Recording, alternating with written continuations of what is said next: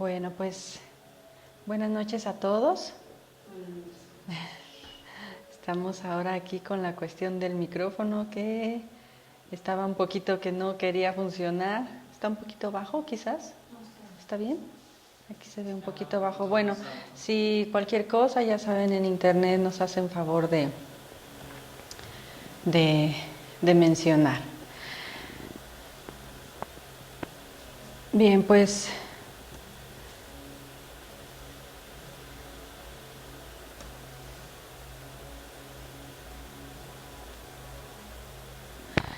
pues buenas noches de nuevo a todos. El día de hoy vamos a platicar un poquito sobre lo que sería el sufrimiento y sus causas, para los que nos ven por internet, para los que vienen por primera ocasión. Estamos pues transmitiendo este curso que le hemos titulado Taller, Curso de Meditación, en donde, como les decíamos en las primeras conferencias, tratamos de no solamente abarcar un estudio de unas técnicas de meditación, sino que vayamos entendiendo desde un inicio el porqué de la necesidad de la meditación. Esta es la cuarta conferencia, en donde, bueno, pues si ustedes también tienen alguna duda o alguien viene por primera vez, le recomendamos que revise las conferencias anteriores que quedan grabadas por internet. Y bueno, pues el día de hoy tenemos un tema que realmente es posible que sea difícil de expresar en una hora: el sufrimiento y sus causas.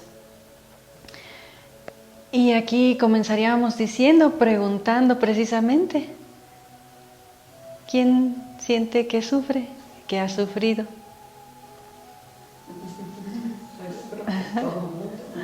Bueno, es que me regalan la respuesta con una sonrisa.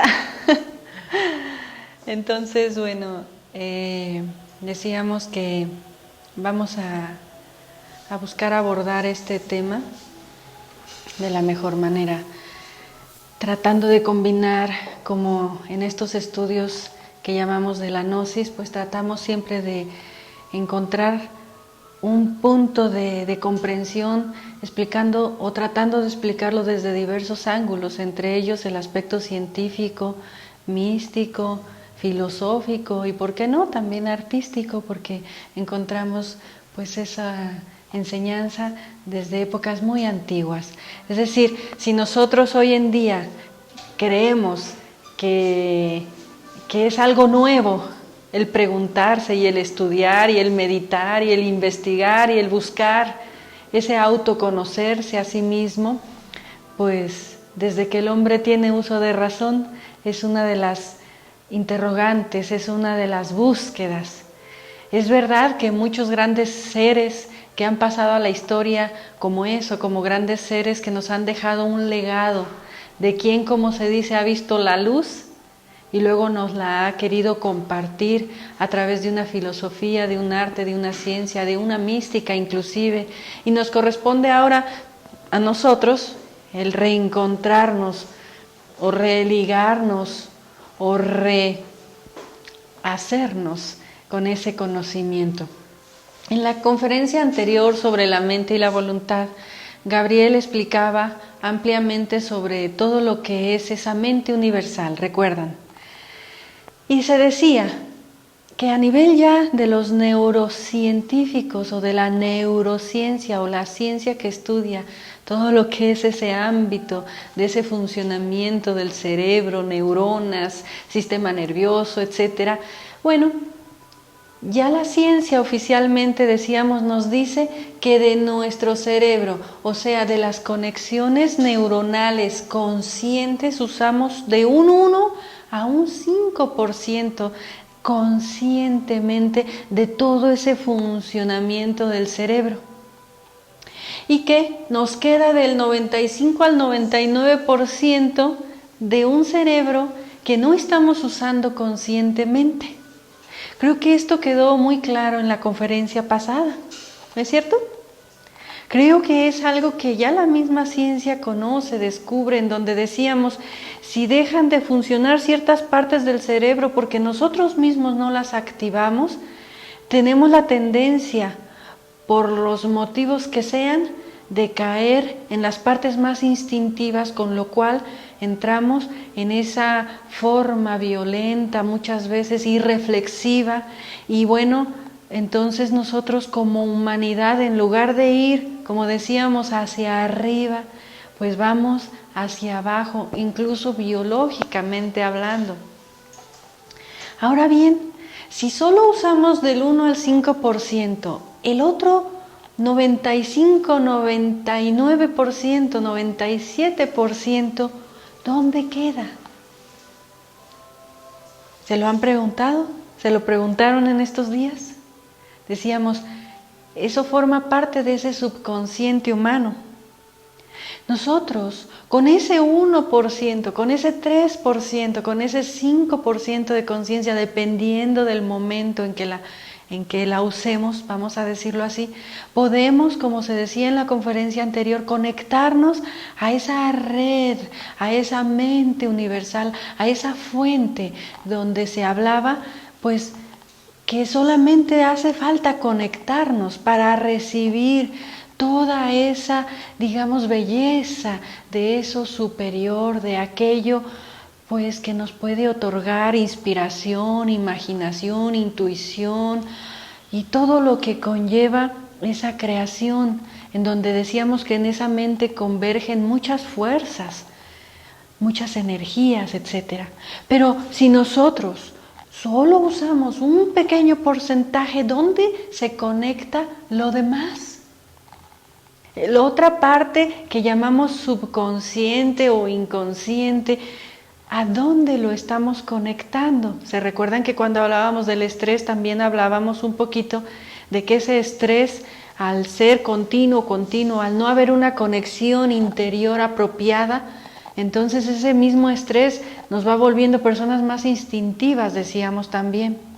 Entonces, ¿qué es lo que está pasando con esa parte que llamamos inconsciente humano o subconsciente humano? ¿A dónde se conecta? Finalmente, como para poder responder entonces, ¿quién soy yo? ¿Qué soy yo? ¿Quién soy? Si algún día quiero saber de dónde vengo y a dónde voy, necesito primero saber quién soy. ¿Qué es ese yo de la psicología? Bien, basándonos un poquito en algunos investigadores que llamamos psicología moderna, porque realmente, como les decíamos, la psicología es una ciencia antiquísima. Su raíz misma proviene del significado psiquis, alma, ¿verdad? Logos, estudio, tratado. Bien, según esa psicología más moderna que tuvo como un destape muy grande, maravilloso, digámoslo así, en la época de Freud o de Freud, como queramos llamarlo, nos dice el nombre yo. Vamos a intentar empezar con esta conferencia tratando de comprender qué soy yo, quién soy yo. Este yo es una palabra que proviene del latín y significa ego, o ego significa yo, como quiera que sea. Podemos usar la palabra yo o ego, como sea. Y según la psicología de ese psicoanálisis que crea Freud en años atrás, él nos dice que el yo, según la psicología oficial, volvemos a lo mismo, nos dice que el yo es como un probador de la realidad, es con lo que nosotros podemos probar la realidad, según según Freud, y él dice que haciendo cierta investigación se dio cuenta de algo diferente entre el animal y el ser humano. Él encontró que, a diferencia del animal, que siendo animal simplemente responde a un instinto. Para el animal es una conexión instintiva. También el animalito tiene un cerebro maravilloso y una parte anímica también y conscientiva. Pero para los psicólogos, vamos a decir, el animal responde al instinto. Esto quiere decir que mata para comer, ¿sí? Que corre para salvar la vida. Responde a un instinto que él llama de supervivencia, pero a diferencia del ser humano, él detectó que en nosotros, los seres humanos, hay algo más que ese solamente cumplir con la supervivencia, con ese instinto que llamó pulsión. Esa pulsión del latín pulsare también, que significa empujar o motivar. Él encontró que había algo más que llamó pulsión, y en esa pulsión descubrió que inclusive, siendo diferente al ser humano, podía esa pulsión que él llamó ser incluso opuesta al instinto de supervivencia. Y uno diría, bueno, esto, ¿de qué me están hablando? Volvemos a lo mismo, vamos entrando en el tema. Quisiéramos que todos con la imaginación nos fuésemos poco a poco acercando para conectarnos, como decía Gabriel en la clase anterior, a esa red interior, a esa mente universal, y poder comprender todo esto que se está queriendo transmitir en palabras, pero que más que las palabras debe ser una conexión también dentro de nosotros de comprensión. Él decía que esa pulsión nos empujaba muchas veces en contra del instinto, y es lo que en Oriente se conoce como deseo.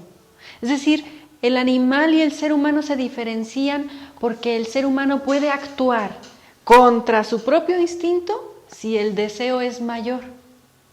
Esto quiere decir que nosotros podemos hacer muchas cosas por deseo, por simple placer o satisfacción. Podemos, bueno, como sabemos perfectamente, irnos de casa a cazar animales sin necesidad de tener apetito o hambre biológica, es decir, ya no estamos cazando por una supervivencia, lo estamos haciendo por un deseo, por una pulsión que Freud llamó. Después encontramos que Carl Jung también dentro de esa época le llama al ego, al yo, como el portador de la conciencia, pero no es la conciencia, es portador, dice, de una conciencia, y nos da un sentimiento de identidad. Esto que llamamos yo nos da una identidad según Carl Jung. ¿Me van siguiendo hasta aquí?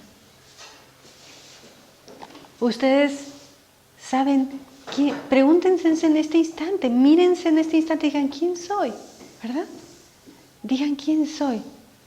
Inmediatamente nosotros nos diferenciamos, ¿verdad?, de otras personas, de otras cosas, de objetos, animales, por esa identidad que menciona Jung, un sentimiento de identidad. No estoy diciendo que en la gnosis nos quedemos hasta ese nivel de comprensión, estamos mencionando lo que dicen los mismos científicos, los que van guiando nuestras carreras de universidades, etcétera, etcétera, etcétera. En el budismo, por ejemplo, se dice que el yo es una ilusión. Y uno dice, bueno, esta ilusión significa algo que no es real. Pero si uno lo reflexiona, puede decir, bueno, si nada es real, entonces pues ya no voy a comer, ya no voy a trabajar, ya no voy a hacer muchas cosas, porque todo es una ilusión, ¿no? ¿Cómo vamos a encajar esa comprensión de que todo es ilusión en nuestra vida diaria y comprenderlo y salir adelante, es decir, superarlo? Bien, viene después otro psicólogo, seguidor de Freud, del psicoanálisis, pero él hace una diferencia sustanciosa, muy sustancial. Él dice que el yo es un registro imaginario, es decir, no es real. También en relación a lo que dice el budismo, ese registro que queda en nuestra psiquis, en nuestra memoria, un registro, ¿verdad?, es imaginario y proviene del otro, es decir, de mirarse en otras personas. Y da una teoría toda increíble en donde dice, el bebé cuando nace, hasta los 18 meses más o menos de edad, dice, va a crear o a formar su idea de yo en base a mirarse en su madre, en su padre y en todas las impresiones que va a ir recibiendo del exterior. ¿Esto qué quiere decir? Que el bebé no se mira a sí mismo como una entidad que llama yo. Él no sabe si es yo o quién es. pero empieza a formar esa imagen, ese sentimiento de identidad en función de el contacto principalmente con sus padres. Se mira en su mamá, se mira en su papá. Y entonces, no dice Lacan, él no se debe de confundir el sujeto con, que sería lo equivalente a la conciencia, con lo que sería ese yo, ese subconsciente. Aquí nos faltó poner, ¿verdad? Y por lo tanto, no debe, dice Lacan, reforzarse ese sentimiento o ese subconsciente, criticando muchas técnicas de los psicólogos oficiales en donde para curar a una persona, por ejemplo, de un miedo, lo que hacen es reforzarle su subconsciente, diciéndole: tú puedes, tú vales mucho, tú eres grande, recuerda. Y lo que se hablaba en la conferencia pasada, reprogramar ese subconsciente, ¿sí? Él decía no, porque ese yo es un reflejo, un registro imaginario, no es real y está formado por todo eso que subconscientemente nosotros recibimos. Y creó lo que sería la teoría del estadio del espejo. Vamos a explicar esto un poquito ya más ampliamente. Usted, por ejemplo, cualquiera de ustedes, ¿de qué color tienen los ojos? Café claro. Café claro. ¿Cómo lo sabe? Porque me lo he visto en el espejo. Porque se ha visto en el espejo. ¿Verdad? ¿Ustedes creen que podríamos saber de qué color son nuestros ojos si no nos vemos en el espejo? No, esto no es lo que explicaba este psicólogo, pero bueno, para darnos una idea. No lo explicaba solamente desde el punto de vista biológico, en el que si tú te miras al espejo, que por cierto, si tú le pones un espejo a un animal, el animal no se queda mirando propiamente al espejo según su instinto, pero nosotros sí, en fin. Bueno, ¿esto qué quiere decir? Que nosotros formamos esa idea del yo en base, desde que somos pequeños, a algo más que pertenece al mundo de las percepciones exteriores, ¿sí? Quiere decir que para nosotros, si tenemos, vamos a decir, una necesidad de llamar la atención por la causa que sea, nosotros vemos que mamá o papá o en la vida, porque él se refería solamente a cuando eres bebé, pero realmente vamos a decir que de los 0 a los 7 años se va formando esa persona o personalidad dentro de nosotros. Entonces quiere decir que para nosotros, si vemos que una persona gritando obtuvo lo que quería, ¿qué vamos a hacer? Hacer lo mismo. Cuando uno trabaja con niños, se va a dar cuenta, y creo que ustedes no me van a dejar mentir, que si tú le dices al niño ríete, yo les digo ríete, ¿tú entiendes qué es ríete? Ustedes a lo mejor se ríen en este instante, porque ya conocen un lenguaje, pero el niño, tú le dices ríete y él se queda así. Te voy a tomar una foto, ríete, y el niño está así, ríete, o a lo mejor ya lo aprendió a reírse, pero se ríe así, ¿verdad? No se ríe de forma natural. En cambio, si tú te ríes, él te va a ver y se va a reír. Pruébenlo con los niños. Si tú a un niño le dices, no hagas esto, no hagas lo otro, ¿por qué tal, por qué cual? El niño, eso es lo que está recibiendo, lo que está percibiendo es esa impresión. No está traducida en un lenguaje, él no está entendiendo sus palabras, él está entendiendo ahora sí que la vibra que ustedes le están transmitiendo o su ejemplo psicológicamente hablando. Y él se está mirando en ustedes y él está aprendiendo en ustedes quién es él. En una cierta manera. Ahora no estamos entrando a descubrir si es bueno o si es malo. Simplemente estamos viendo cómo se forma esa percepción del yo, de quién soy yo, de eso que llamamos ego. ¿Sí? Y de esa manera ustedes pueden hacer, cuando entremos a las técnicas de la meditación, una sencilla retrospección para empezar a darse cuenta cómo nosotros hemos ido haciendo asociaciones, mentalmente hablando, emocionalmente hablando, biológicamente hablando, para decir quién soy, o para darnos una idea de quién soy, de qué soy, y formar eso que llamamos yo. Cuando alguien toca la puerta, tan, tan, tan, uno pregunta, ¿quién es? ¿Y qué contesta uno? Yo, soy yo, ¿verdad? Bien, soy yo porque no soy la idea de lo que soy yo, es decir, la percepción de lo que soy. Entonces nosotros vemos a una persona que llega, y de hecho la palabra persona viene muy asociada a personalidad, según este psicólogo Lacan, y dice, no es lo mismo el sujeto que la persona. La persona va relacionada o inherente a la máscara que usamos. Eso es yo. El sujeto es algo que todavía no está despierto, no está conocido dentro de nosotros, decía este psicólogo, ¿sí? Entonces decíamos, él crea esa teoría del espejo, en donde tú conoces en base, o te miras a ti en base a un espejo. Y no hablemos solo del espejo físico, ya decíamos, sino del espejo de una sociedad en la que vivimos, ¿verdad? Esto sería semejante a aquel ejemplo que ponen los orientales, en donde dicen, un elefante, si tú lo sacas de su entorno, él va a recibir todas las percepciones de su alrededor, como está fuera de su entorno, él no se da cuenta de quién es.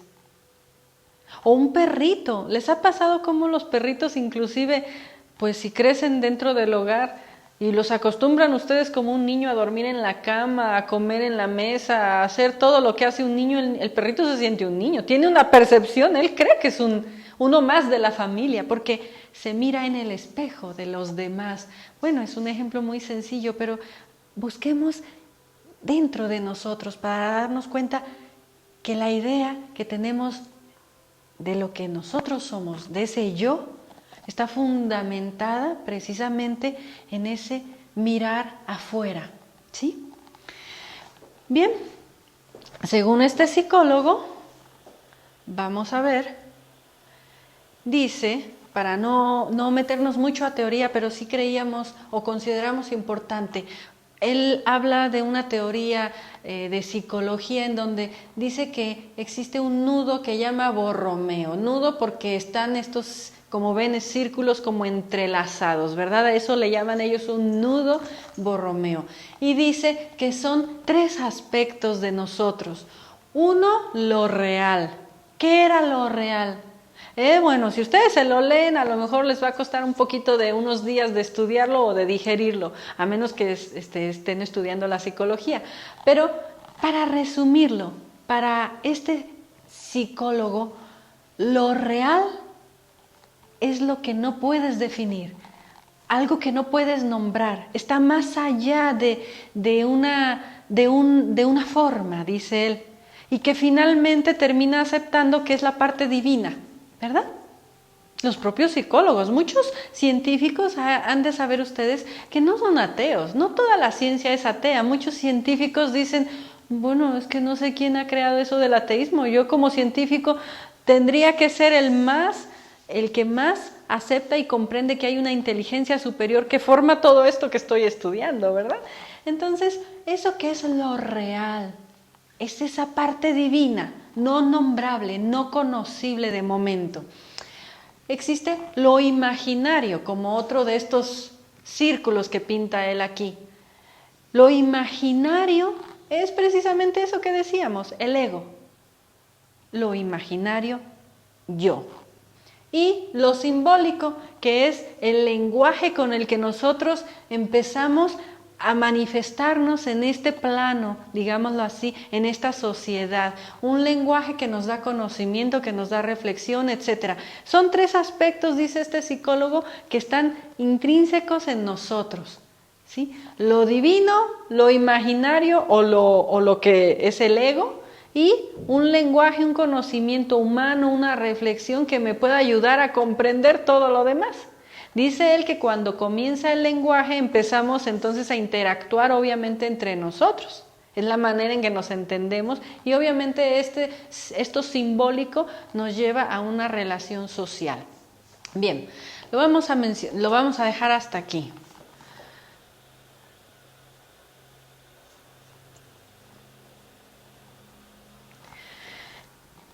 ¿Por qué lo mencionamos? Porque él habla de algo que es lo simbólico, un lenguaje en el cual nos podemos entender. Dentro de ese lenguaje que conlleva un conocimiento, diferentes pueblos, tradiciones desde la antigüedad nos han tratado de enseñar eso simbólico para tratar de conectarnos también a eso que es una parte que llamamos divina dentro de nosotros. Y de ahí encontramos muchos mitos, muchas tradiciones y muchas enseñanzas que debemos de reflexionar para ir entendiendo este papel que estamos haciendo en esta dimensión, digámoslo así. Se dice por ahí, por ejemplo, que en el origen, dicen los hindúes, por ejemplo, y la Biblia y grandes enseñanzas, dicen que en el principio, ¿qué había? Nada. Los orientales le llaman noche cósmica, donde no hay nada, solo eso que llamamos Dios, ¿no es cierto? Y entonces dice la Biblia, Dios creó en 7 días bajo un símbolo, ¿sí? Después dice, en algunas otras tradiciones, sucede que Dios no se había mirado, como ustedes que dicen, yo no sé de qué color tengo los ojos, necesito ir a ver, ¿verdad? Necesito conocerme. Entonces estos relatos antiguos dicen, Dios quiso conocerse y entonces se miró en un espejo. ¿Cuál era el espejo de Dios? Su creación. Por eso nosotros podemos decir que Dios es una partícula que está en toda esta creación, ¿no es cierto? Porque eso que llamamos Dios se miró en la creación. En el principio no había nada, no había movimiento, era una luz no creada, una sabiduría no manifestada, una gran verdad, un gran poder, todo lo que para nosotros representa a Dios según nos lo han simbolizado, no manifestado. Dijo Dios, según estas tradiciones, quiero conocerme. Y entonces se miró en un espejo que es la creación. La creación es el reflejo de Dios vivo, llamémoslo así. Bien, ¿qué sucede? Hay otras tradiciones también muy antiguas. Por ejemplo, entre los griegos nos dicen, en un mito que todos hemos oído alguna vez hablar, ¿han escuchado el mito de Narciso? Es maravilloso si lo podemos reflexionar, incluso meditar. Narciso se ve en un reflejo en las aguas cristalinas de un río. Y Narciso, al mirarse, descubre que es hermoso. A él lo pintan como algo maravilloso, un joven hermoso, ¿no? Que cuando se mira en el espejo queda tan maravillado del reflejo que ve, que se queda como atrapado en la imagen que ve. ¿Esto a qué nos lleva a comprender? Que Narciso, dice la mitología, se enamoró de sí mismo, se extasió de verse a sí mismo, se quedó clavado. Una cosa es que tú digas, voy a ver cómo estoy peinado, y otra cosa es que te quedes todo el día mirándote en el espejo. Entonces Narciso se quedó clavado mirándose en el espejo.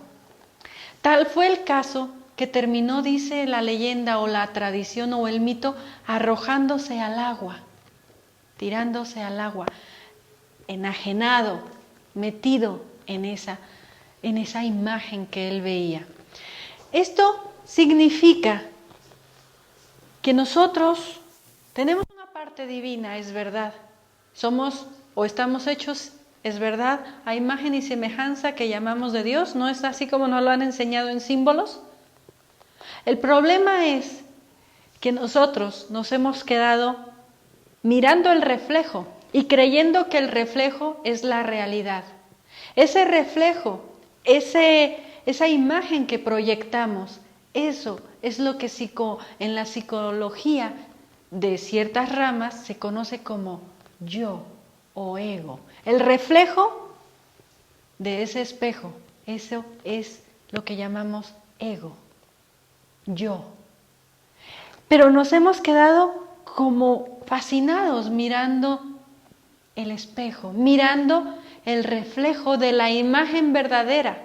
Cuando nosotros nos miramos, cuando nosotros miramos nuestro entorno, cuando nosotros vemos nuestra casa, nuestro coche, nuestros hijos o lo que cada uno mira, ¿verdad? En la vida diaria, lo que está viendo es un reflejo, porque ya se explicaba en la conferencia anterior que la realidad tú la estás creando, ¿verdad? Pero entonces, ¿qué sucede? Que nos quedamos atrapados y creemos que lo que vemos como reflejo es la realidad. ¿Ustedes me pueden decir, por ejemplo, de qué color es ese cuadro, básicamente? De diferentes. Bueno, menciónenme uno. No es tan difícil. ¿Es blanco, café? O el de allá, Café. el que quieran. De allá naranja tiene. Naranja. Bueno, alguien lo vio naranja, alguien le vio más lo azul, alguien le vio más lo negro, alguien le vio más lo amarillo. Cada quien miró el color que quiso mirar. Bien. ¿Y si les dijéramos que ese cuadro, como dice la misma ciencia, no tiene color? Las cosas por sí mismas no tienen color, eso lo pueden ustedes estudiar incluso en la fotografía. Lo que nosotros vemos es el reflejo de la luz sobre este cuadro. La luz se refleja como un arco iris y lo que captamos es el reflejo, la luz que este material, digámoslo así, irradia o refleja, vamos a decirlo así. El cuadro en sí mismo no lo vemos, vemos el reflejo que nos transmite a través de nuestros 5 sentidos, en este caso la vista. ¿Es difícil comprenderlo? Es difícil, porque estamos acostumbrados a creer que esto es anaranjado y que incluso, como decía en la conferencia anterior Gabriel, que esto es material. Pero esto, por muy sólido que lo veamos, si lo analizamos más profundamente, es un conjunto, a lo mejor vamos a decirlo así, de átomos en movimiento, que están vibrando. Lo que vibra más lento es más sólido para nuestros sentidos. Lo que vibra muy rápido es menos visible para nuestros ojos, porque se mueve tan rápido que ya nuestros ojos no lo alcanzan a ver. A lo mejor no vemos el aire, a lo mejor no vemos realmente la luz, más que el reflejo, como decíamos. Pero en realidad lo que nosotros estamos acostumbrados a ver es el reflejo de las cosas. Y con esto lo que necesitamos es comprender de fondo eso que llamamos ego como un reflejo de una creación, como un mirarse en un espejo, pero con los 5 sentidos de este cuerpo no alcanzamos a mirar lo real, lo divino. Por ejemplo, si ustedes se miran en un espejo, ¿qué ven? Un cuerpo físico, pero ¿ven el cerebro como lo tienen fotografiado los cerebros? Ahora, ¿lo creen? Porque ya lo comprobamos, ¿no? Porque con medios y tecnologías ahora podemos fotografiar partes del cerebro mismo. O porque cuando una persona muere y se desencarna, el cuerpo se va, ¿verdad?, descomponiendo, y entonces ahí los que hacen la autopsia dicen, mira, aquí hay un hígado. Que conocemos las cosas por una comprensión nada más basada en nuestros 5 sentidos. A eso se le conoce como mente sensorial. No es la mente universal que decíamos forma parte de esa energía universal. No, la nuestra es una mente sensorial porque está basada solamente en las percepciones de nuestros 5 sentidos. Pero por muy difícil que se nos haga comprenderlo, no lo que vemos no es lo real. Vemos reflejos, vemos imágenes reflejadas en esta misma creación. Y el hecho de que nos quedemos identificados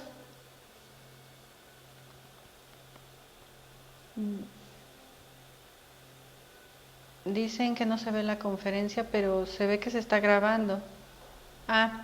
Parece que es un problema local de la persona. Bien.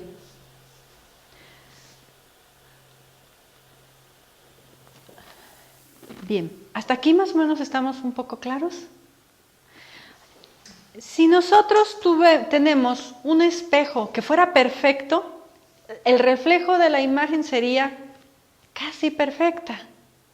El problema es que como nosotros hemos alterado nuestros sentidos, decíamos, la imagen además que vemos en el espejo está distorsionada. ¿Ustedes han ido a esos lugares de los circos donde se ponen espejos que como están en diferentes posiciones, uno ve el reflejo y se puede ver más alto, más chaparro, más gordo, más flaco, ¿verdad? Bien, el hecho mismo de que nosotros estemos viendo el reflejo de las cosas implica también que con el paso del tiempo, al identificarnos, al quedarnos embelesados con ese reflejo, con esa imagen de sí mismos, hemos ido como distorsionando ese espejo, como rompiéndolo en muchos pedacitos, como torciéndolo, distorsionándolo, de tal manera que lo que nosotros hoy en día vemos es un reflejo distorsionado de una realidad. Ya no solamente estamos viendo el espejo, sino que además ese espejo está distorsionado. Y eso es lo que significa que nuestra conciencia se haya quedado atrapada, dormida, como Narciso que hasta se tiró, ¿verdad?, a esas aguas. Es decir, perdió su eje, perdió su origen y se quedó con el reflejo, con el espejo nada más. Ese Narciso que somos todos nosotros, hemos aprendido a creer que la realidad de lo que vemos es ese espejo que está hoy por hoy distorsionado, porque nuestros sentidos están falseados, porque hay, decíamos y dicen los psicólogos, algo que se llama deseo. Entonces tú ves lo que tú quieres ver en el espejo. Tú ves lo que tú proyectas en ese espejo. Y eso está motivado por algo dentro de nosotros, en ese subconsciente del que hablábamos que se llama, en términos generales, deseo. Podemos estudiar el subconsciente de muchas maneras, el ego, el alter ego y muchas cosas, términos y términos. Pero para sintetizarlo, solamente les decimos que nosotros hemos distorsionado esa imagen. Que estamos hechos a imagen y semejanza de algo que llamamos Dios es cierto. Pero ustedes creen que somos un correcto reflejo actualmente de eso que llamamos Dios. Pero somos a imagen y semejanza. Entonces, ¿cómo entendemos esto? ¿Cómo lo podemos comprender? Pues estamos hechos a imagen y semejanza, solamente que el espejo está distorsionado y por lo tanto la proyección en nuestra vida, el sentido de nuestra vida, la captación de lo que nosotros somos está distorsionada también. Y entonces no podemos conectarnos a esa mente universal. Los pueblos mayas, por ejemplo, se saludaban diciendo tú eres yo y yo soy tú. Ese era su saludo en cierta manera. Porque se reconocían en los demás como un espejo, ¿verdad? Un espejo de una creación. Tú eres yo y yo soy tú. Pero ahora decir, tú eres yo no soy como tú, ¿verdad? ¿Qué es lo primero que decimos? Yo no soy así. No, yo no soy así. Imposible. Yo tengo la imagen de mí mismo en el espejo que yo me veo, con lo que yo proyecto de mí mismo, de mi yo, de mi ego. Estoy proyectando algo que yo no soy, pero yo creo que sí soy. Estoy convencido de que eso soy. Y estoy convencido de que ese es el sentido de vivir. Ese que llamamos deseo. Esas aguas cristalinas en donde Dios se vio reflejado se movieron y al moverse se distorsionó la imagen. Si ustedes han visto un agua cristalina, pura, tranquila, refleja paz, ¿verdad? Pero donde uno ve que se agita, entonces la cosa cambia. Entonces, algo movió ese espejo y nosotros, entonces, como resultado de esa agitación, digámoslo así, estamos viendo una imagen equivocada de nosotros mismos. Y eso es lo que en la psicología gnóstica llamamos ego, para acabar pronto. Se los explicamos así porque estamos en un curso en el que hoy necesitan irse con esta comprensión, necesitan por lo menos irse para revisarlo en su interior. Porque muchas veces cuando damos las conferencias, más lentamente en una introducción les vamos explicando, es que miren, el resentimiento es un ego, el orgullo es otro ego, la pereza es otro ego, la envidia es un ego, y todos lo llevamos, pero ¿cómo cuesta comprenderlo? ¿Cómo cuesta aceptarlo inclusive? Pero si nosotros comprendemos que toda la imagen en sí se ha distorsionado en un espejo que se rompió en 1000 pedacitos o en 10,000 pedacitos, entonces creo que vamos comprendiendo esto.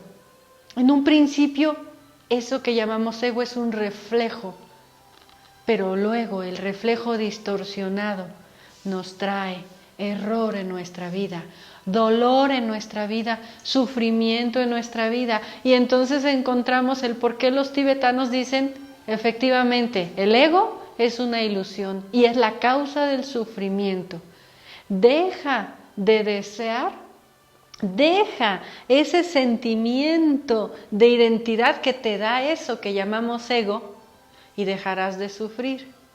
Y existe una técnica para aprender a dejar de vernos equivocadamente como lo que somos, eso que llamamos ego, ¿sí?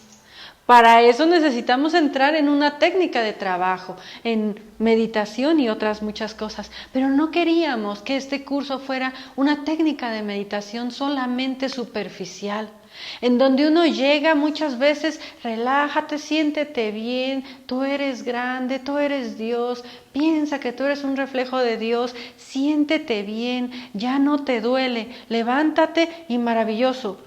Me voy aplaudiendo la práctica, ¿verdad? Sí, maravilloso, pero no es profunda, no llega a la raíz, no llega a la causa. Solamente estamos reprogramando, como se decía en la conferencia anterior, el cerebro. Y en ello no hay solución.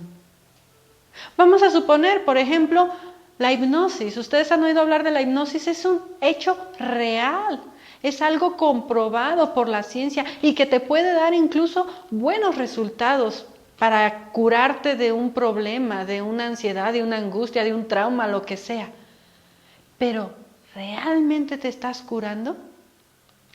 En la gnosis buscamos que cada uno a sí mismo se conozca, que deje de soñar, que ese 1% de conciencia consciente, digámoslo así, despierte y empiece a despertar todas las demás partes de nosotros mismos, no solamente en el cerebro o en la mente, también en otras dimensiones más elevadas aún que hay. Más allá de esa mente universal todavía hay algo más. La mente universal es como la conexión, pero ¿quién dirige esa mente universal? ¿Quién creó esa mente universal? ¿Sí me doy a entender? Entonces, en la gnosis nosotros buscamos aprender las causas reales del dolor, del sufrimiento, de la enfermedad. No hay otra causa realmente más que ese espejo distorsionado que estamos viendo y viviendo y apostando todo a que eso es lo real. a que eso es lo único que me va a dar satisfacción, a que eso es lo único que me va a dar paz, es lo único que me va. Alguien dice, es que cuando yo termine de pagar mi casa, ya la voy a hacer, ¿verdad? Es que cuando yo termine mi carrera, ahora sí ya voy a ser un gran hombre, una gran mujer. Es que cuando ya mis hijos se casen, ya la voy a hacer. Es que nunca llega. Es que voy a ser feliz mañana, decimos, pero nunca llega. Siempre vivimos esperando un mañana, porque a lo que nosotros estamos creyendo que es lo real, no lo es. No les estoy diciendo que no tenemos que vivir en esta dimensión y que no tenemos algo que aprender. El problema es que estamos viviendo en esta dimensión con una distorsión. Hemos distorsionado nuestra realidad divina, llamémoslo así. Por eso en la conferencia anterior se ponía, no estamos limitados por los genes, sino por las percepciones. Cambia tus percepciones, cambia tu manera de percibir en la vida y cambiarán incluso tus propios genes.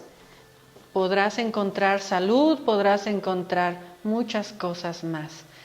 Bien, vamos a ver si hasta aquí hay alguna duda, no sé de los que...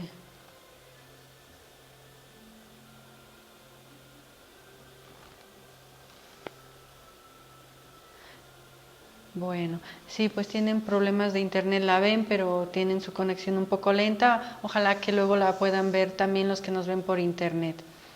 Bien, ¿alguna duda hasta aquí?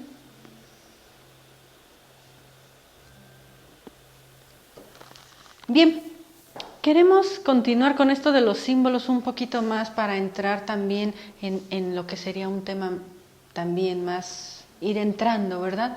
Entre los antiguos aztecas existe un dios al que llamaron Tezcatlipoca.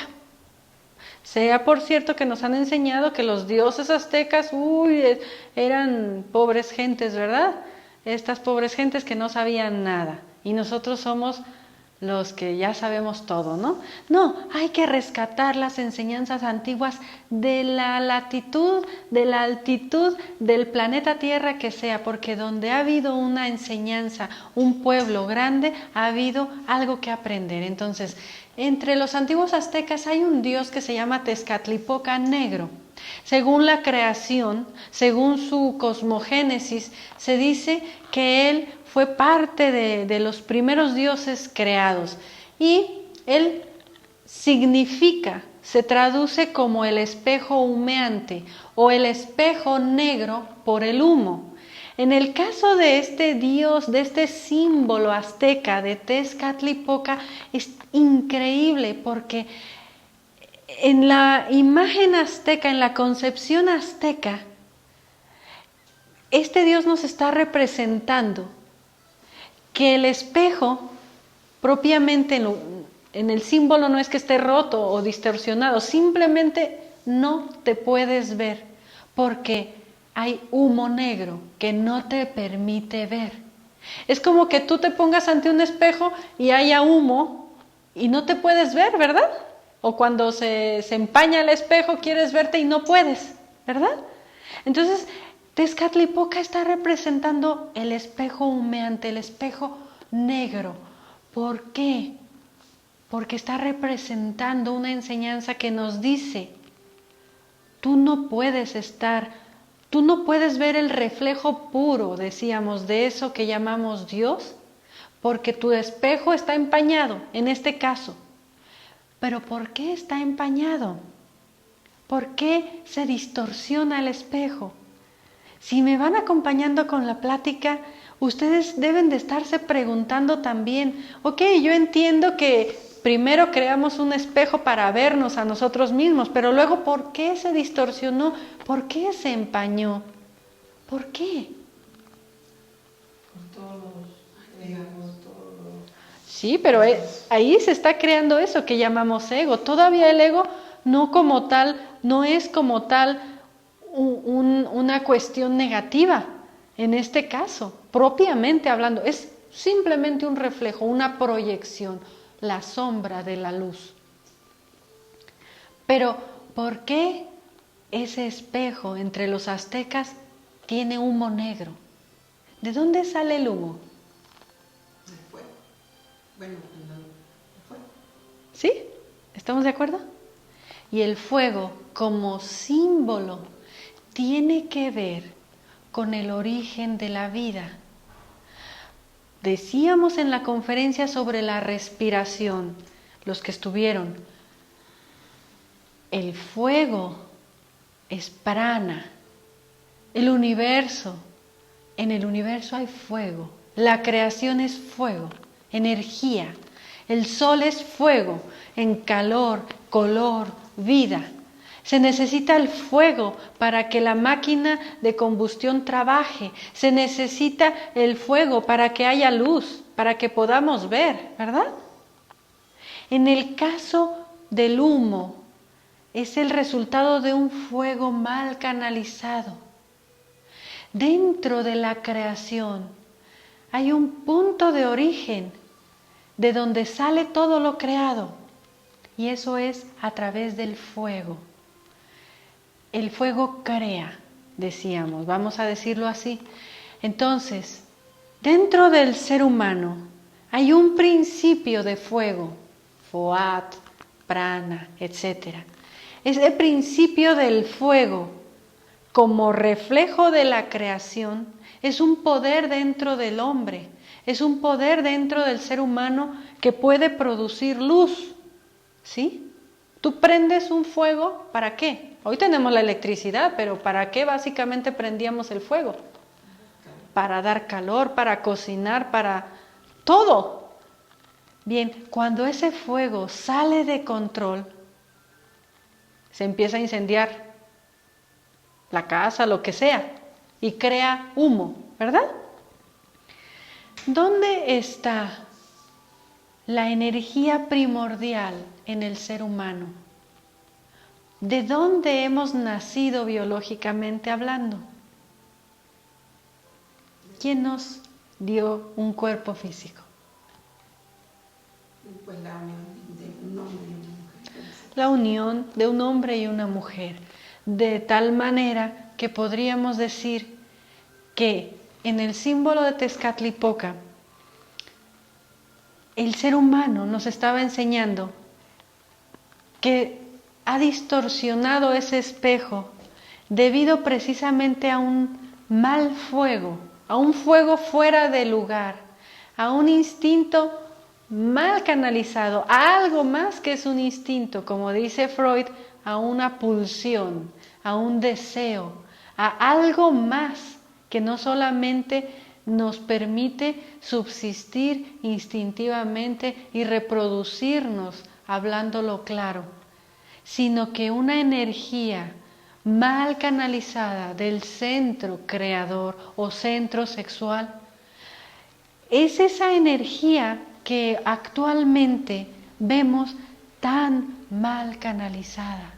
Mientras más mal canalizada esté esta energía que llamamos creadora o de vida, mientras más desorientación sexual en este campo haya en la humanidad, ese fuego, en lugar de crear color, luz, vida, lo que está creando es humo, confusión, pérdida de valores, perdernos, no saber dónde estamos.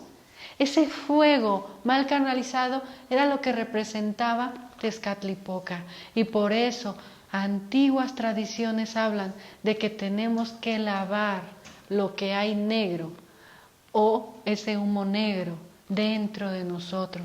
Por lo tanto, la meditación debe de incluir la respiración, decíamos, inclusive desde una raíz de todos los centros de la máquina humana, desde ese chakra que llamamos chakra raíz, es decir, desde todo nuestro propio organismo, en forma que pueda limpiar ese humo para poder vernos en un reflejo real y correcto.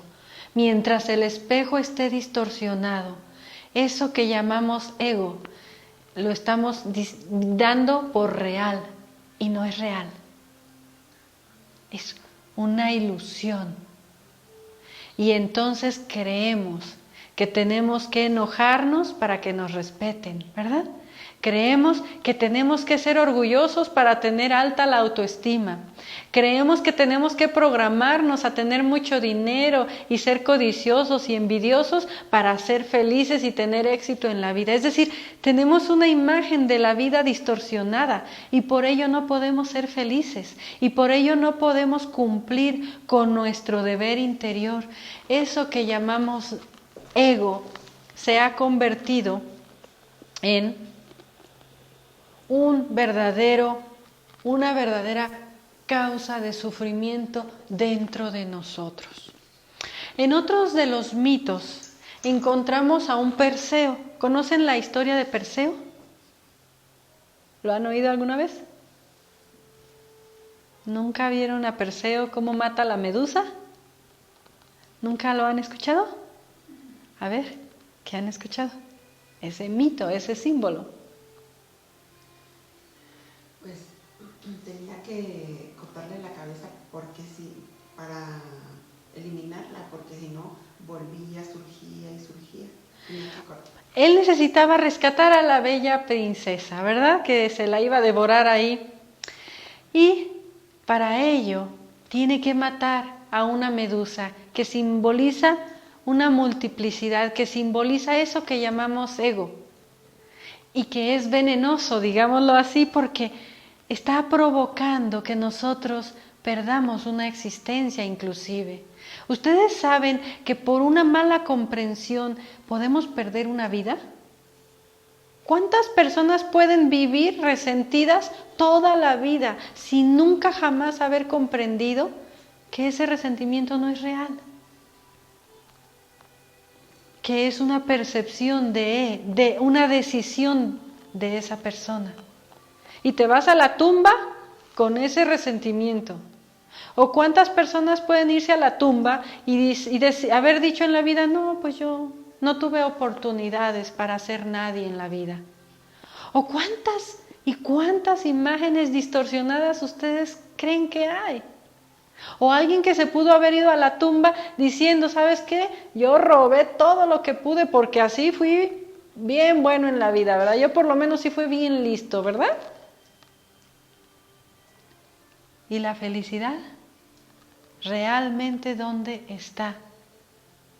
Entonces, Perseo nos enseña en ese símbolo, en ese conocimiento, algo muy importante. Si ustedes miran de frente a la medusa, dice la mitología griega, ella los va a petrificar. Me gustaría que lo buscaran de repente por ahí, lo leyeran con un poco de inspiración de ese conocimiento. Se den cuenta que el ego nos petrifica.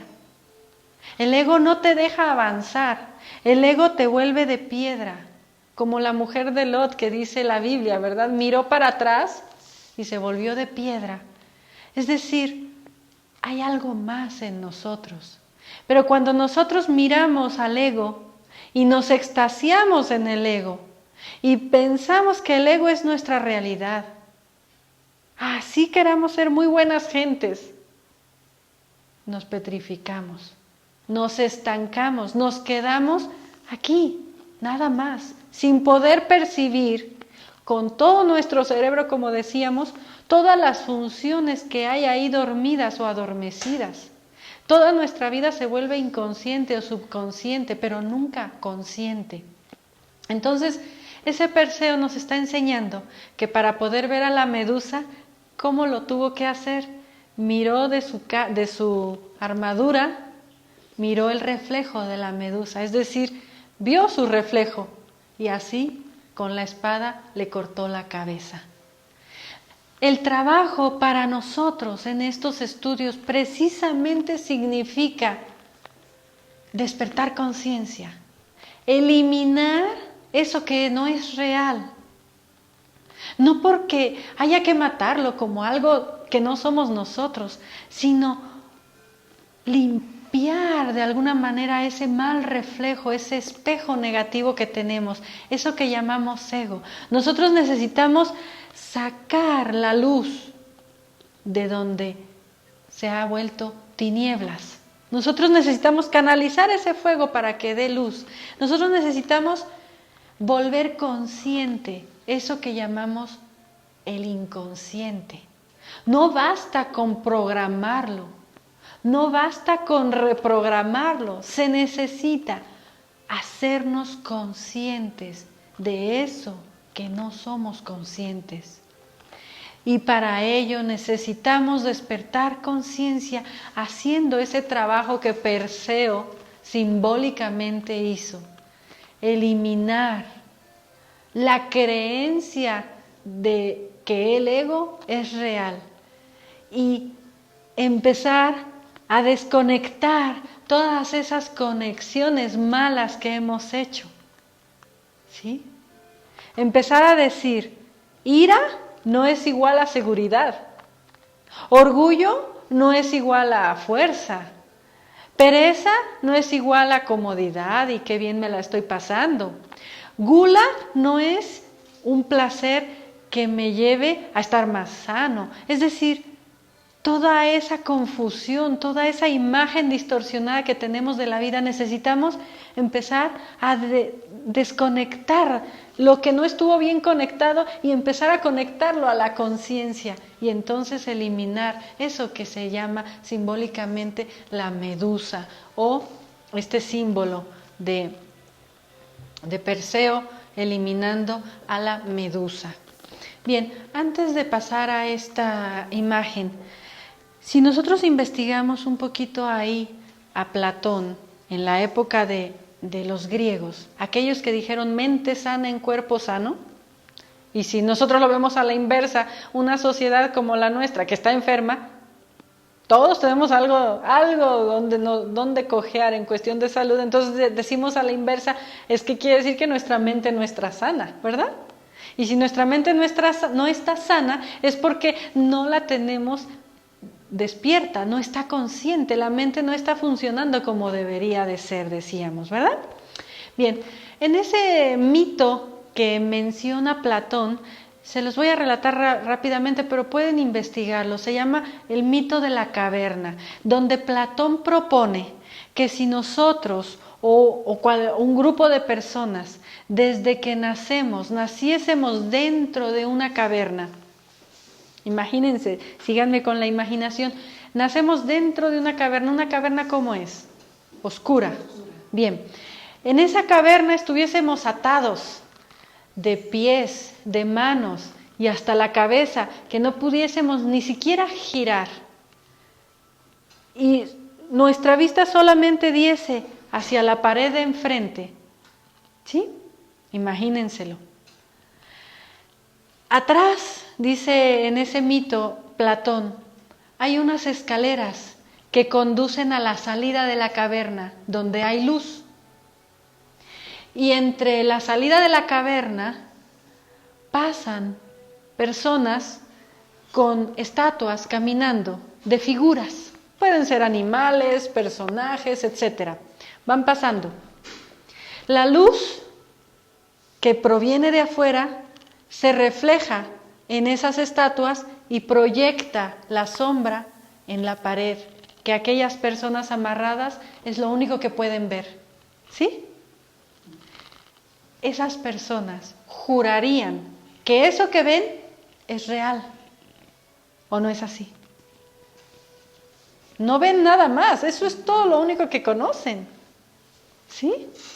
Ellos creen que eso es lo real. Pero si por una de esas, dice Platón, una de estas personas se suelta y con mucho esfuerzo sube las escaleras y va hacia la luz, ¿qué creen que le va a suceder? Si nunca ha visto la luz, ¿qué le va a pasar? Se asusta, se deslumbra, ¿verdad? Sale con mucho esfuerzo en medio de la luz, apenas va abriendo como puede los ojos y él va buscando los reflejos que hay, porque él está acostumbrado a ver reflejos. Tardaría un tiempo, dice Platón, en adaptarse hasta ver las cosas como son.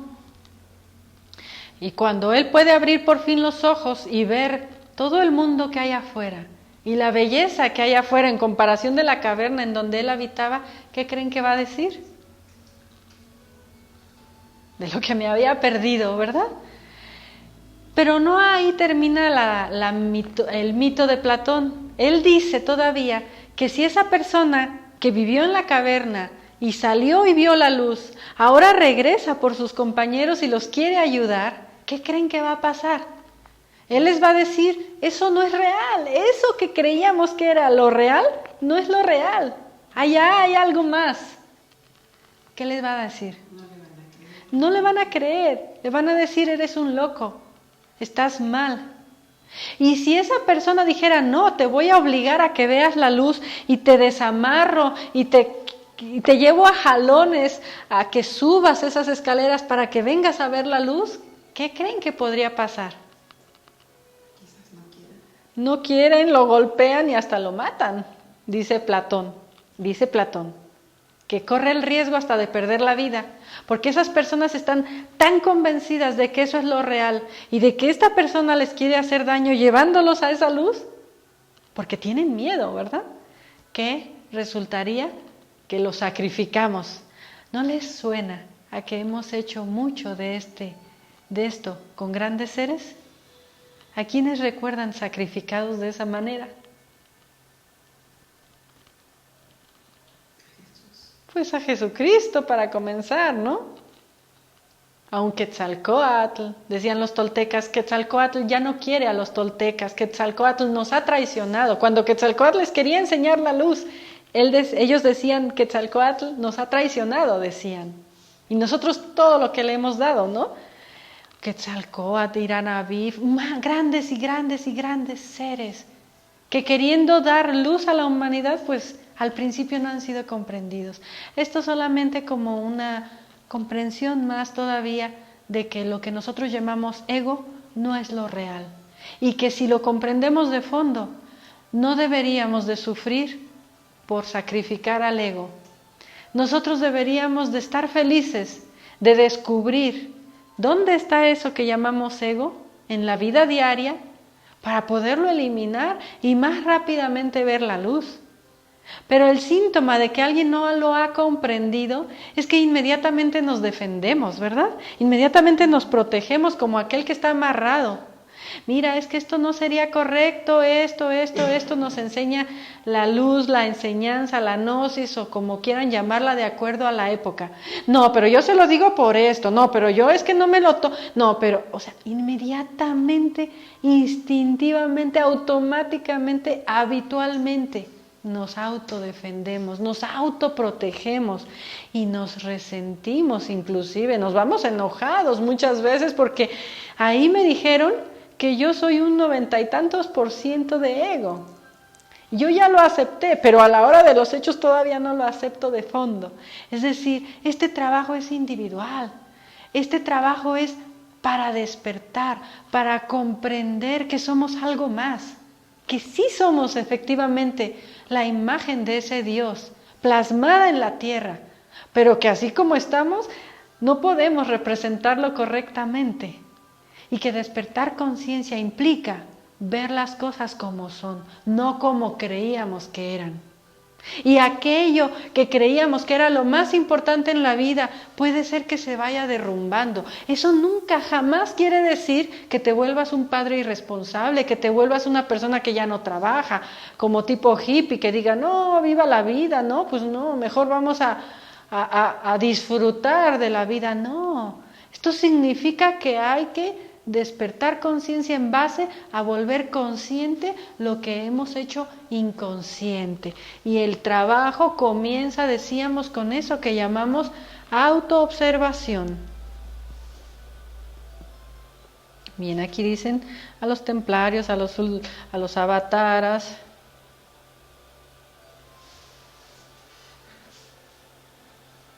Muy bien, pues comentarios que ya dicen aquí, ¿verdad?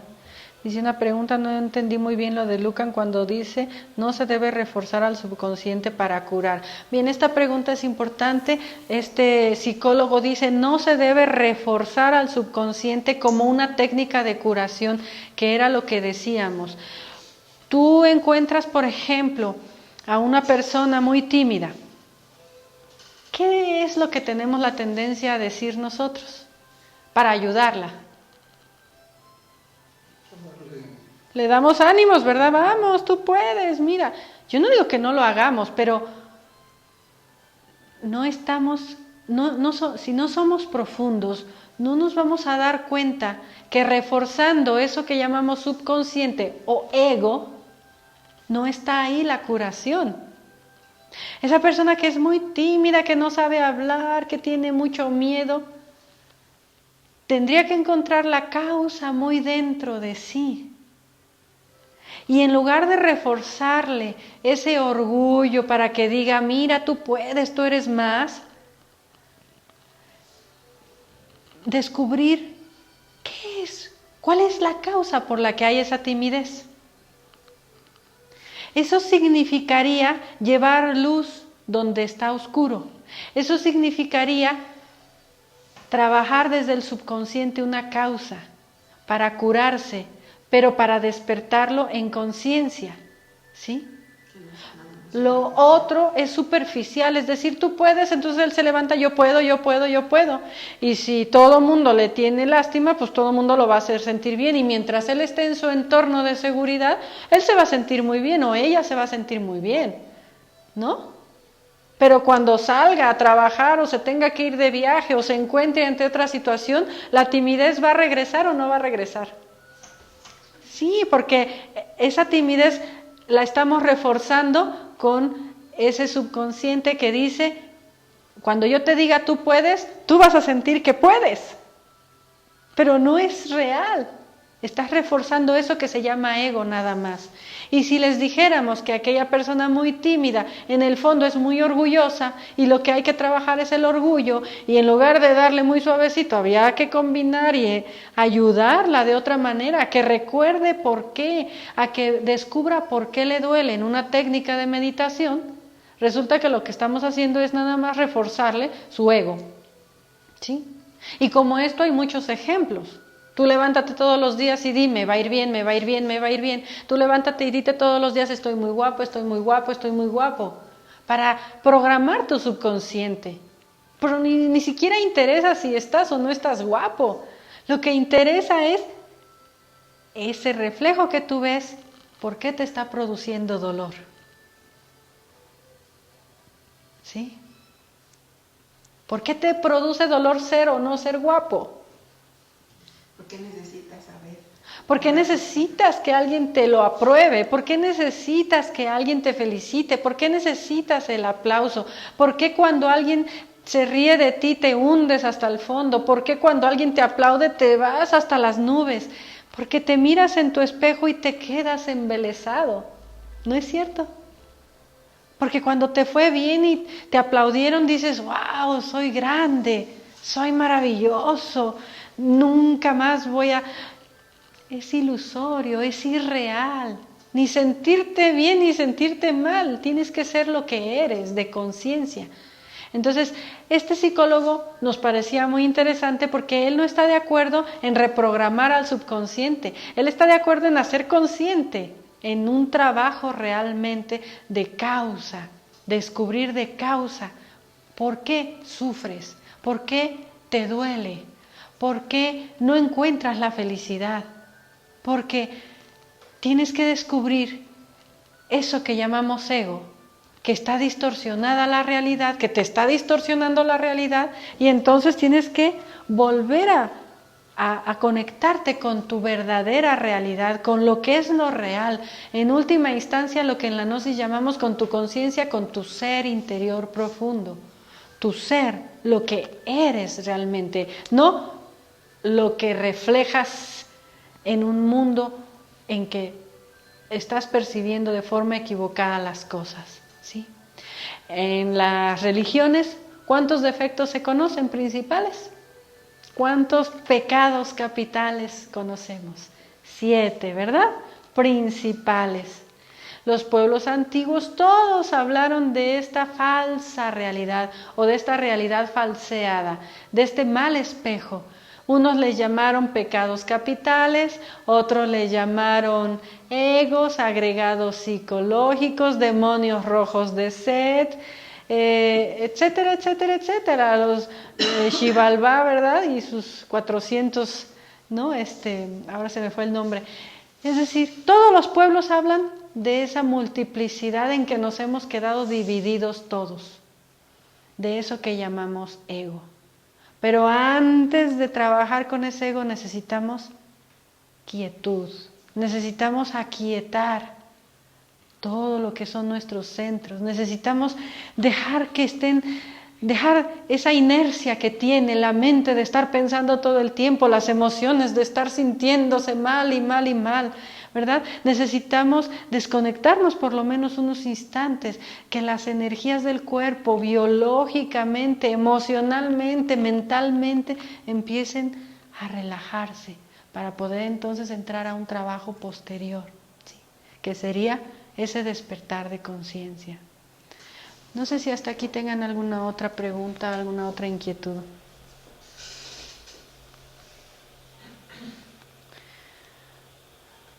Dice, ¿no hablar es símbolo de timidez? Bien, ¿no hablar es símbolo de timidez?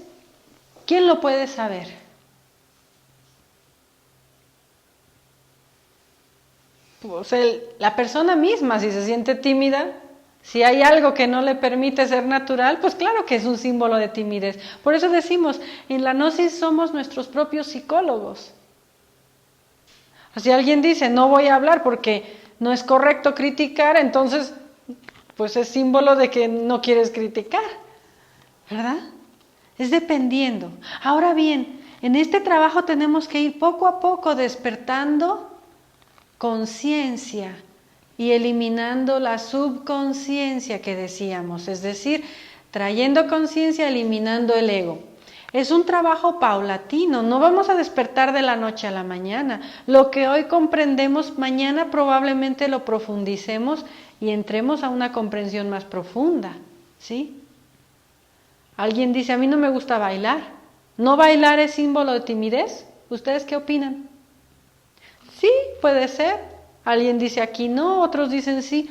Solamente en base a que alguien se autoobserve y diga, no es que quiera o no quiera bailar, es que cuando sentí ganas de ser natural, no pude. Entonces ahí hay algo que trabajar, es decir, este trabajo se vuelve sencillo, es solamente autoobservarse y uno tiene que tener su respuesta, ¿verdad? Tenemos que ir en base a lo que vamos sintiendo y comprendiendo cuando nosotros miramos desde adentro. Cuando dejamos de identificarnos con ese espejo, es decir, cuando dejamos de identificarnos con la fiesta, con lo que está sucediendo a nuestro alrededor y detectamos dentro de nosotros, yo siento que no me gusta bailar, pero hay algo más, algo me lo impide, ¿sí? A lo mejor de niño tuve un trauma, alguien se burló de mí y eso me generó esa distorsión que llamamos ego. No es la culpa de ese alguien que se rió, es la culpa de que la percepción que yo tuve me hirió de manera que necesito curarme. Nosotros necesitamos curarnos a nivel psicológico. Los orientales dicen que nosotros todos estamos enfermos de inconsciencia. Y entonces necesitamos este trabajo urgentemente. Necesitamos empezar a ver con claridad, simplemente autoobservándonos. Si yo detecto que reacciono, pues algo habrá y hay que trabajarlo. Si ustedes observan a un niño baila sin que le digas que baile. Brinca, juega, salta, porque como conciencia más libre no tiene los topes que nosotros tenemos, las visiones equivocadas que nosotros tenemos. Entonces, bueno, este trabajo es poco a poco también en ese sentido. Vamos a ver si hay alguna otra pregunta. Bien, hasta aquí vamos a dejarlo y bueno, el día de hoy esperemos que podamos haber comprendido de una forma un poquito más amplia eso que llamamos ego, para los que ya conocíamos el tema y para los que no, pues que nos demos cuenta que hay una realidad verdadera que se llama alma, conciencia, el ser divino que hay en la parte más oculta de nosotros, pero que necesitamos eliminar eso que llamamos ego, esa mala visión que tenemos, ¿sí? Y bueno, pues vamos a hacer una pequeña práctica para que nos vayamos tranquilos también unos instantes. Y bueno, pues vamos a acomodarnos un poquito todos en una posición pues cómoda, tratando de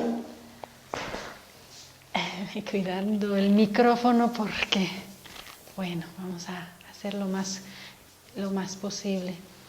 Bien, nuestra práctica el día de hoy todavía no es de profundidad, necesitamos también conocer la parte de la conciencia, es el próximo tema. Así que el día de hoy simplemente vamos a buscar ponernos en un estado de relajación. Pongamos nuestro cuerpo en una posición cómoda. Cerramos nuestros ojos.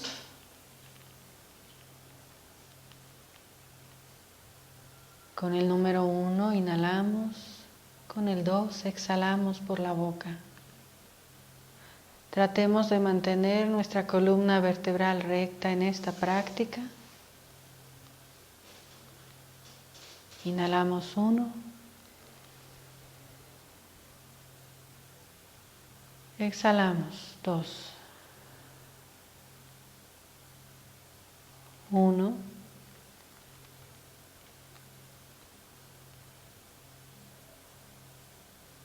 2.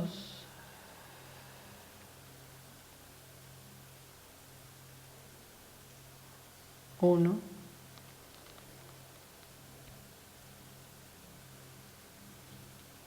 2. Y vamos a distensionar nuestro cuerpo físico. El simple hecho de que observemos nuestro cuerpo con los ojos cerrados implica un inicio de esa autoobservación. El solo hecho que nos miremos físicamente implica que automáticamente pongamos en orden nuestro cuerpo.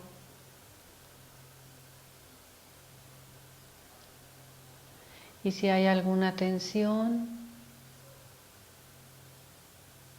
al observarla, simplemente le ordenamos que se relaje. Mientras continuamos inhalando 1, 2,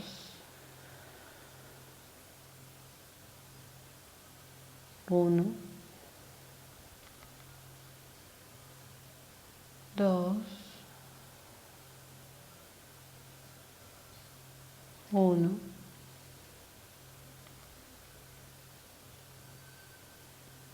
2. Y ahora vamos a observar, autoobservar nuestras emociones. También podemos observar el cuerpo de emociones.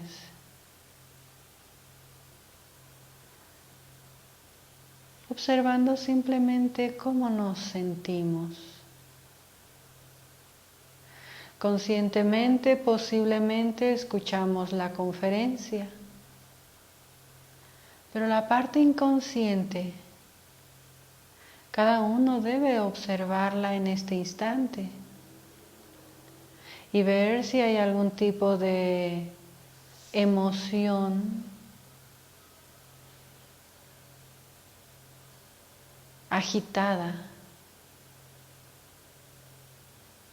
como puede ser una desesperación,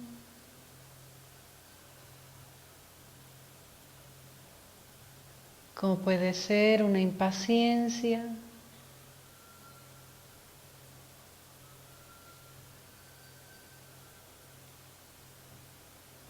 entonces uno se autoobserva e igualmente En el solo hecho de observar esa emoción,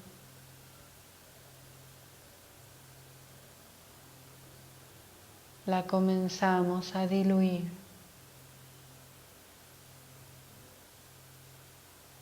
Comenzamos a cambiar esa emoción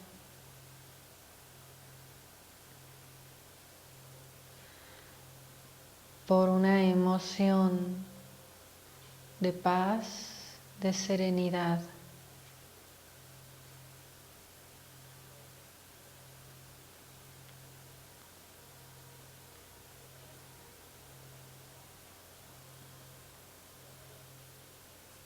Uno,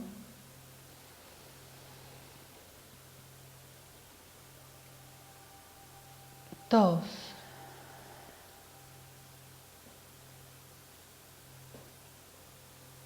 uno,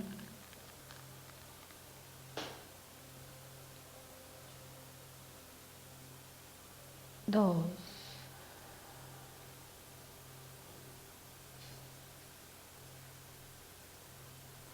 uno,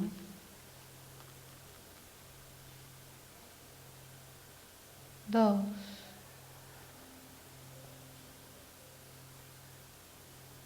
Comprendemos este momento.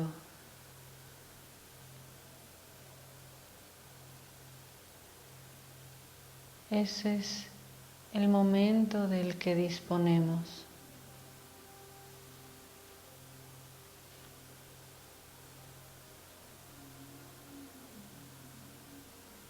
Y autoobservamos pensamientos. Observamos si nuestra mente está agitada,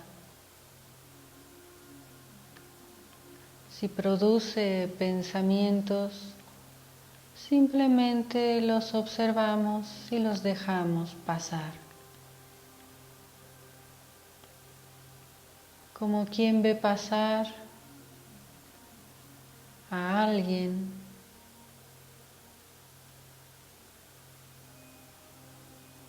y no lo persigue.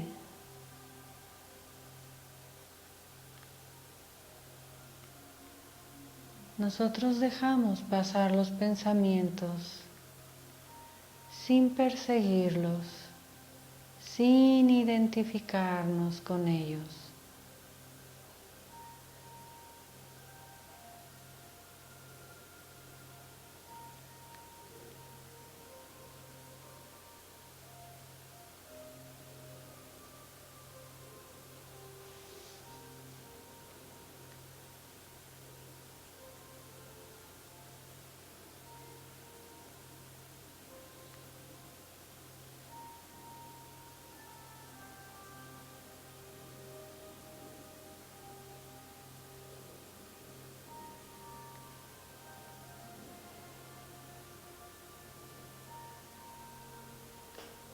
Y con nuestra imaginación visualizamos un hermoso lago. En el centro de ese lago, un cisne de blanco plumaje.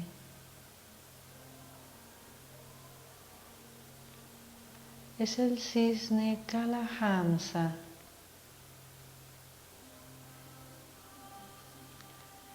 Que se traduce el Espíritu de Dios flotaba sobre las aguas de la vida. Esas aguas serenas, quietas,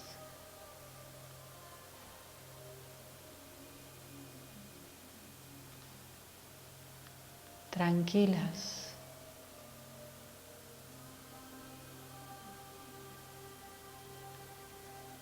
Son el estado en que debemos mantener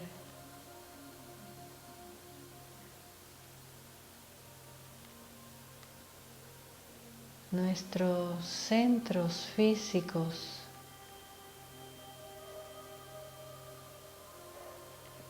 emoción y mente, para que podamos ver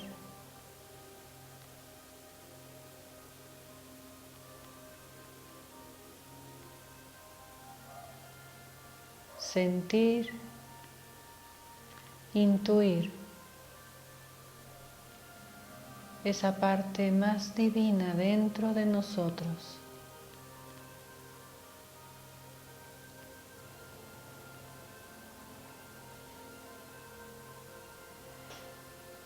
Suavemente vamos a mantralizar mentalmente la palabra, el mantra Ham, mientras inhalamos profundamente, imaginando que desde nuestros órganos creadores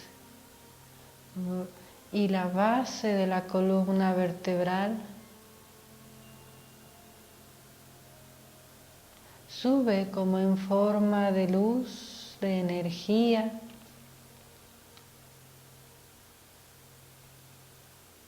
desde la misma respiración, ese fuego sagrado, ese calor llegando al cerebro e irradiándolo de luz a ese inconsciente, trayéndole luz y finalmente depositándose en nuestro corazón al exhalar con el mantra Sah verbalmente,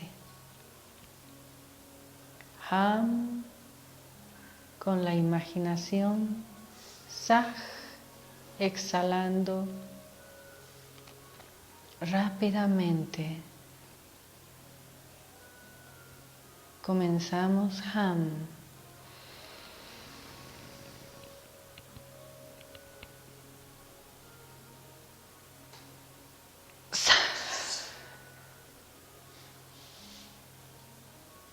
Ham.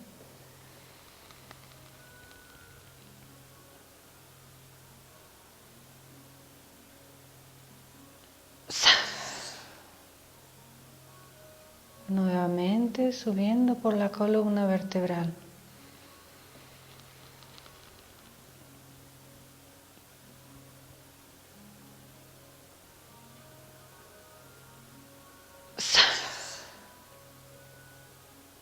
Llegando al corazón. Ham.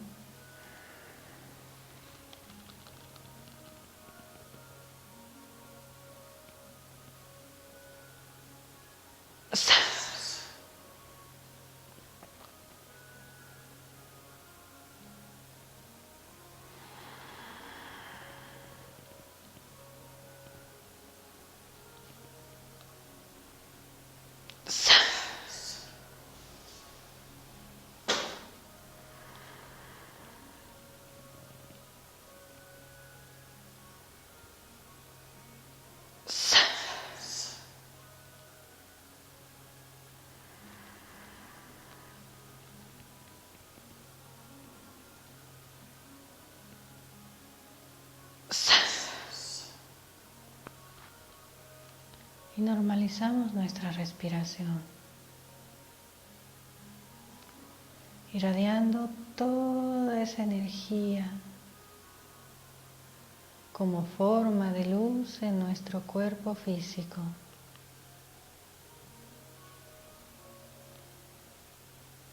Como si estuviésemos envueltos de una luz que se transforma en salud, en bienestar, en una mente sana y en un cuerpo sano.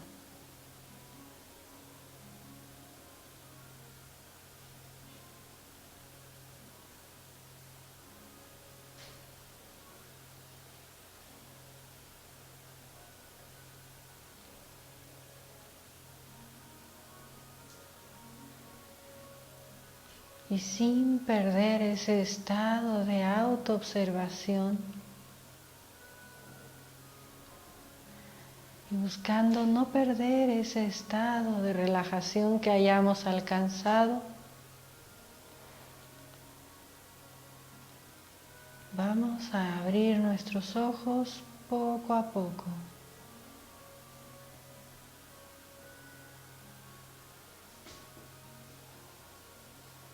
De preferencia, sin moverse,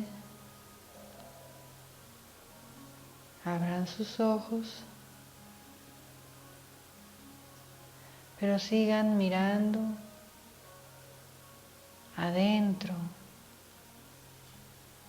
Cualquier reacción física, cualquier reacción emocional, cualquier reacción de la mente.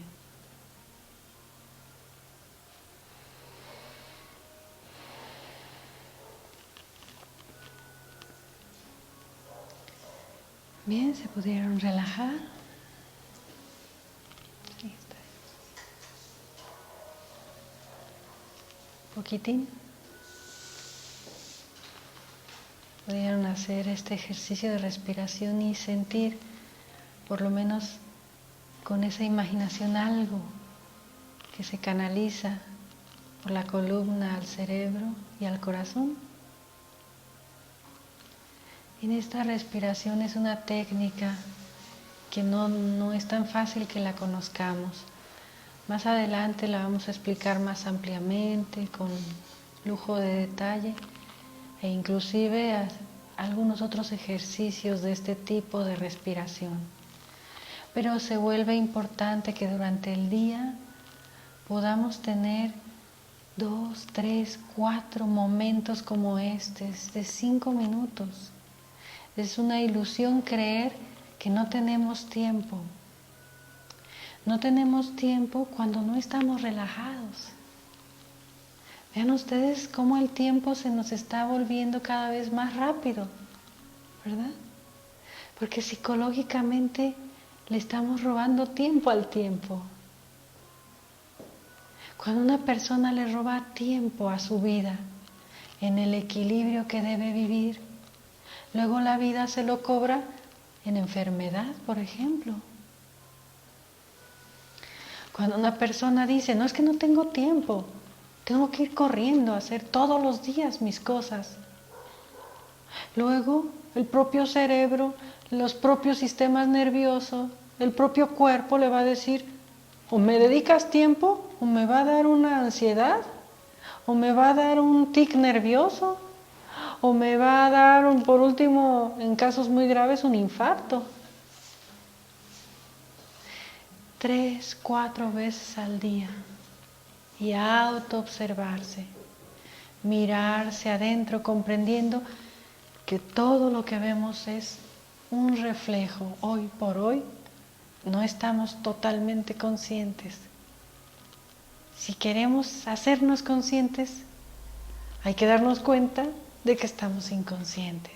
Ese es el primer paso, ese es el primer síntoma de que alguien quiere despertar. Y sería como el alcohólico que reconoce que es alcohólico. Entonces tiene esperanza de curarse, ¿no es cierto? Pero si nosotros creemos que todo lo sabemos, creemos que nuestra vida está correcta, creemos que el sufrimiento es por otra causa, es por culpa de los demás, si creemos que el dolor es culpa de los demás, que somos víctimas de los demás, ¿cuándo nos vamos a curar? Entonces, bueno, se lo llevan de tarea este fin de semana. Nos vemos el martes si Dios quiere. Y por hoy, pues gracias por su asistencia y por su atención. Esperamos que algo haya podido ser útil a ustedes. Buenas noches.